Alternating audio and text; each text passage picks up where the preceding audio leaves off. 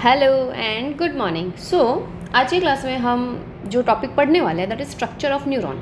ये टॉपिक पढ़ना हमारे लिए बहुत ज़रूरी है क्योंकि एक बार हमें न्यूरॉन का स्ट्रक्चर पता पड़ गया, इसका मतलब हमारे लिए जनरेशन क्या है, कंडक्शन क्या है, नर्व इम्पल्स कैसे ट्रांसफ़र हो रही है, सारी चीज़ें समझना बहुत ही आसान हो जाएगा।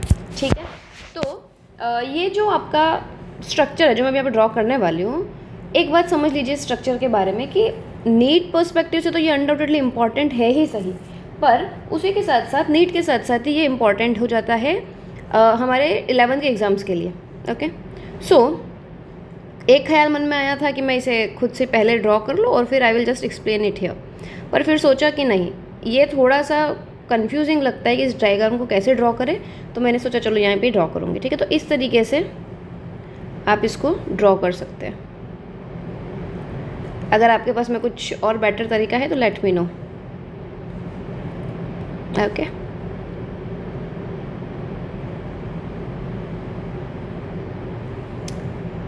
So this is how your neuron basically looks like. Okay.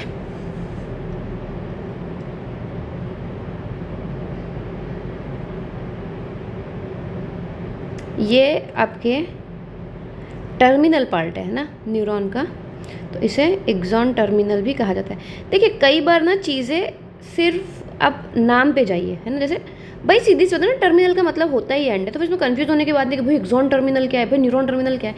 Of course ये जो एंड वाला पार्ट होगा उसी को आप क्या बोलोगे, टर्मिनल बोलोगे। नाउ हमें एक बेसिक आइडिया ये है कि न्यूरॉन इन्फॉर्मेशन रिसीव करने का काम करता है, राइट। तो इसका मतलब जब इसे अगर इन्फॉर्मेशन रिसीव करनी है तो इसके ये जो प्रोजेक्शंस हैं वो जितने ज़्यादा होंगे उससे क्या होगा, सरफेस एरिया बढ़ेगा, है ना, तो इट विल बी ईजियर। सो ये जो स्ट्रक्चर मैं अभी ड्रॉ कर रही हूँ इन्हें बोलते हैं डेंड्राइट्स या फिर कि डेंड्रोन। अभी हम इसे लेबल करने वाले हैं। Okay, so yes,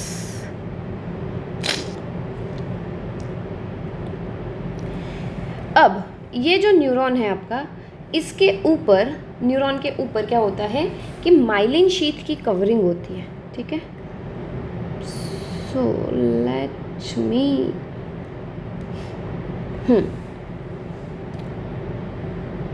use this different colour. Okay,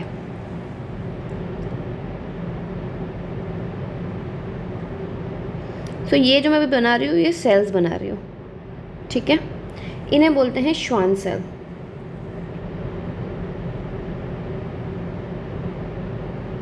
इन्हें बोलते हैं श्वान सेल, जो मैंने अंदर ग्रीन कलर से बनाई है, राइट। उनका काम होता है माइलिन शीथ का सिंथेसिस करना। क्या, so this is the basic idea, this is the basic structure of your neuron. फिर यहाँ पे आपके ऑफ कोर्स न्यूरॉन क्या है भाई, न्यूरॉन भी तो एक सेल है, तो न्यूरॉन का जो साइटोप्लाज्म है यहाँ पे क्या होता है, ये कुछ स्ट्रक्चर्स प्रेजेंट होते हैं। ठीक है, कुछ ग्रेन्यूल्स लाइक स्ट्रक्चर्स प्रेजेंट होते हैं जो कि सिर्फ और सिर्फ आपके साइटोप्लाज्म और डेंड्राइट्स के अंदर मिलते हैं, आपके एक्सॉन के अंदर नहीं मिलते हैं। ठीक है, तो हम ये जो होता है डिफ्रेंशिएटिंग फीचर होता है ना, ये करेक्टरिस्टिक फीचर होता है किसका, आपके साइटोप्लाज्म और डेंड्राइट्स का, ये एक्सॉन में प्रेजेंट नहीं होता है। ठीक है, तो ये बन गया आपका ब्यूटीफुल न्यूरॉन, राइट। अब एक और चीज़ और हम कर लेते हैं, वो ये कर लेते हैं कि यहाँ पे ही हम इसके टर्मिनल एंडिंग में दूसरा कलर यूज़ करते हैं। हम इसके टर्मिनल एंडिंग में ये कुछ वेसिकल्स बना देते हैं। ठीक है, वेसिकल्स बेसिकली क्या होते हैं, जो सर्कुलर स्ट्रक्चर्स होते हैं उन्हीं को हम वेसिकल्स बोलते हैं। अब ये जो वेसिकल्स है ये आपके टर्मिनल एंड में प्रेजेंट होते हैं और इन वेसिकल के अंदर प्रेजेंट होता है ये एक केमिकल। आपको याद है जब मैंने पहली बार आपको बताया था नर्वस सिस्टम और एंडोक्राइन सिस्टम के बीच का डिफरेंस, तो मैंने आपको बोला था कि जो केमिकल्स नर्वस सिस्टम के अंदर प्रेजेंट होते हैं उनको न्यूरो ट्रांसमीटर्स बोलते हैं, तो ये आपके वही न्यूरो ट्रांसमीटर्स है। चलो अब आइए इसको जल्दी से लेबल कर देते हैं। तो ये स्ट्रक्चर्स जो है ये कहलाते हैं डेंड्राइट्स। ठीक है, डेंड्राइट्स, है ना, TE, या फिर डेंड्राइट लिखो भले से, डेंड्राइट। डेंड्राइट के अंदर जो सेंटर पार्ट है वो क्या कहलाता है? Cell body. सेल बॉडी का ही दूसरा नाम होता है साइटोन, या इसी को हम बोलते हैं सोमा। ये जो सेंटर में है उसे आप क्या बोलते हो? Of course nucleus. न्यूक्लियस, ठीक है। न्यूक्लियस के लिए जो दूसरा वर्ड हम यूज़ करते हैं, है ना, कहीं पे भी न्यूक्लियस वर्ड आएगा तो उसके लिए हम जो दूसरा वर्ड यूज़ करते हैं वो है कैरियन। ओके, सो जो सेल बॉडी वाला एरिया है उसको हम पेरी कैरियन भी कहते हैं। पेरी मीन्स सराउंडिंग और कैरियन मीन्स न्यूक्लियस। तो न्यूक्लियस के सराउंडिंग का जो एरिया उसे हम पेरी कैरियन भी बोलते हैं।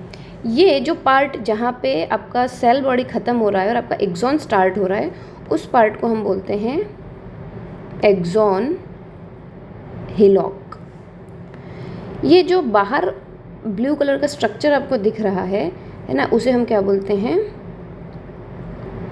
Myelin sheath. माइलिन शीथ यहाँ पे जो बना रहा है उन सेल्स का नाम है Schwann cells. Okay, terminal part है तो इसे अपन क्या बोलते हैं? Axon terminal. तो भाई एक्सॉन वैसे होता क्या है? एक्सॉन ये जो पूरा लंबा सा पार्ट दिख रहा है ना, सेल बॉडी ख़त्म होने से ले करके पूरे एंड तक, है ना, ये पूरा कंप्लीट स्ट्रक्चर जो है वो आपका एक्सॉन कहलाता है। ये हो गया आपका एक्सॉन टर्मिनल। एक्सॉन टर्मिनल में आपने ये जो वेसिकल्स जैसे स्ट्रक्चर देखे हैं इसे बोलते हैं साइनेप्टिक वेसिकल्स। साइनेप्टिक वेसिकल्स के अंदर जो फ्लूइड होता है उस फ्लूइड को अपन क्या बोलते हैं? Neuro transmitter, right. तो ये है आपका स्ट्रक्चर ऑफ न्यूरॉन। क्लियर?